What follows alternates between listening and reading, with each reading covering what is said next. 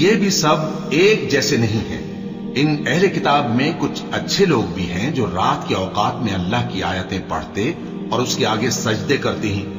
वो अल्लाह पर और रोज़े आखिर पर ईमान रखते और अच्छे काम करने को कहते और बुरी बातों से मना करते और नेकियों पर लपकते हैं, और यही लोग नेकूकार हैं। और ये जिस तरह की नेकी करेंगे उसकी नाकदरी नहीं की जाएगी, और अल्लाह परहेजगारों को खूब जानता है। जो लोग काफिर हैं उनके माल और औलाद अल्लाह के मुकाबले में उनके हरगिज काम ना आएंगे, और ये लोग अहले दोज़ख हैं कि हमेशा उसी में रहेंगे। ये लोग जो माल दुनिया की जिंदगी में खर्च करते हैं उसकी मिसाल आंधी की सी है जिसमें सख्त सर्दी हो और वो ऐसे लोगों की खेती पर जो अपने आप पर जुल्म करते थे चले और उसे तबाह कर दे।